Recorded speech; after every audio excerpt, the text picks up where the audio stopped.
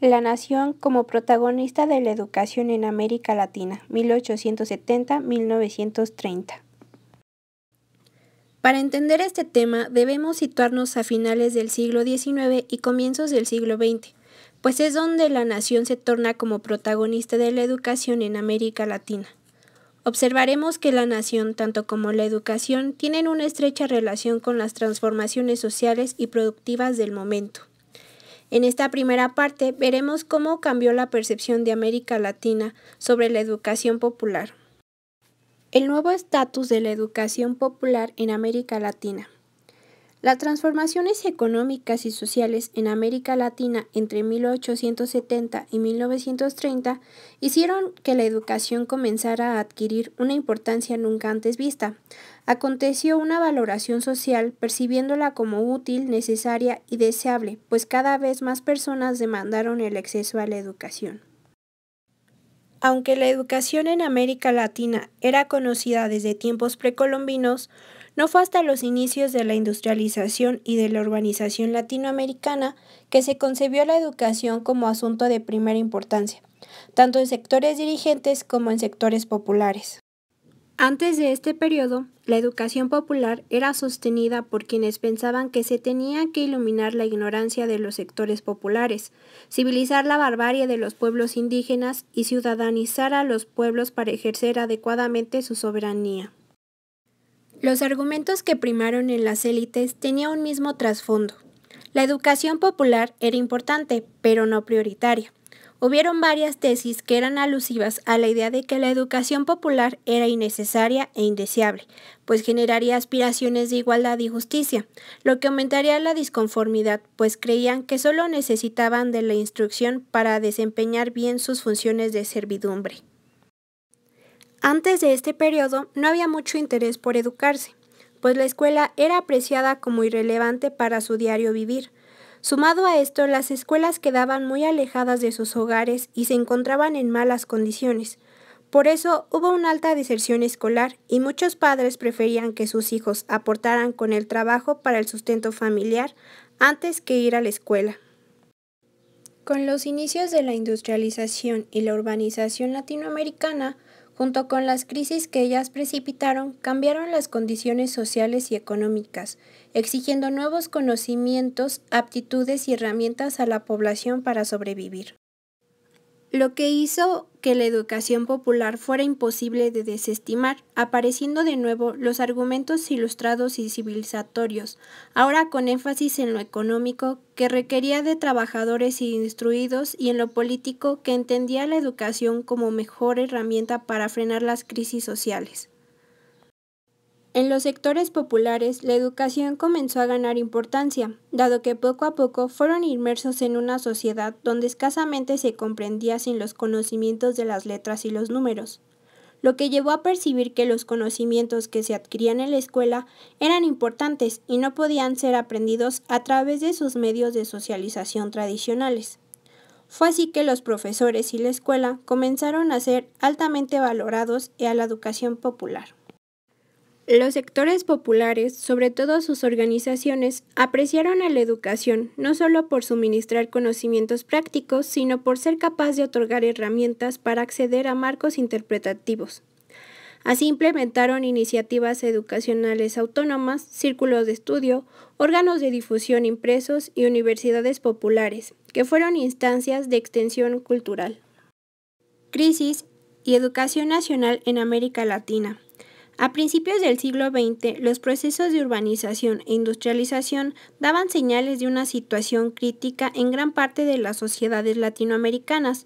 La escuela comenzó a entenderse como una institución que convenía que abarcase al conjunto de la población y que debía de obedecer a intereses nacionales. La educación era capaz de propagar plataformas simbólicas y hacer posible la comunicación y vida en sociedad. Las crisis producidas hicieron un consenso en torno a las cosas que debían ser cambiadas, pues la violencia iba a arrasar con todo, y se entendió que la nación no se salvaría sin una educación nacional. Fue así como en la nación se logró construir una plataforma cultural compartida para el conjunto de la población. La nación se convirtió en un gran punto de encuentro en el cual se llevaría a ser entendible el crítico momento que se vivía. Los antecedentes que le propiciaron fueron el desamparo, la estupefacción, la violencia, entre otros. El camino de la violencia tuvo sus orígenes en el hecho que la población rural se vio forzada a abandonar sus tierras y familia. Aunque los destinos eran inciertos y completamente desconocidos, comenzaron a emigrar a donde operaban códigos distintos de la ruralidad, llegando a trabajos que difícilmente cumplían condiciones mínimas, donde el salario no alcanzaba para sobrevivir dignamente ni para un viaje de regreso o un reencuentro con la familia. Tampoco podían comprar una vivienda y tenían que pagar alquileres elevados en barrios que eran marginales y contaban con pocos servicios urbanos. Esto fue dando lugar a las interrogantes de cómo poder cambiar esas condiciones que poco a poco fueron siendo problematizadas como asunto de vital importancia, y así, de conversaciones y análisis compartidas, fueron surgiendo iniciativas para la mejora.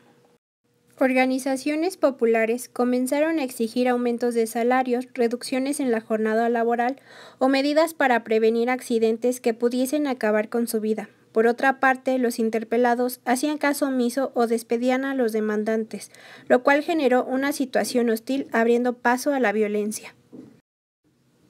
Para contener la crisis era fundamental encontrar referentes compartidos que hicieran posible la comunicación entre los beligerantes, capaz de explicar las construcciones vividas y alentar a la solución de problemas. Ese referente fue la idea de la nación. Las crisis se debían a que sectores populares no pensaban como los sectores dirigentes. Para ello, debían dejar a un lado su forma de entender la realidad. De esta manera, los sectores dirigentes utilizaron varios mecanismos como la prensa y la educación para que el discurso nacionalista alcanzara a gran parte de la sociedad, pudiendo ser asumidos incluso por el sector popular. Fue una nueva evangelización, dejando a Dios a un lado, abriendo paso a nuevas escuelas, institucionalización de actividades como las fiestas patrias, dando el mismo estatus a profesores como a sacerdotes. Los discursos nacionalistas hacían posible la comunicación entre todos, pues estos discursos siempre son amplios y pueden interpretarse de distinta manera ajustándose a sus receptores. Apelan a los sentidos, emociones y sentimientos, lo cual hace que sean fáciles de entender y tener una repercusión en sus audiencias. Al hablar de la colectividad, son altamente inclusivos y siempre se proponen metas con el beneficio del bien común. Los sectores populares terminaron por sentirse parte de la nación, obteniendo este abrigo cultural que habían perdido con los inicios de la urbanización e industrialización. Aunque para los sectores dirigentes del nacionalismo era una vía para evitar la revolución, para los sectores populares era construir una nación con todos, rescatando su ideal de igualdad que los negaba de privilegios. Coordenadas generales de la educación nacional en América Latina. Hubo un aumento de la cobertura educacional y se conformaron sistemas nacionales de educación bajo una perspectiva nacional.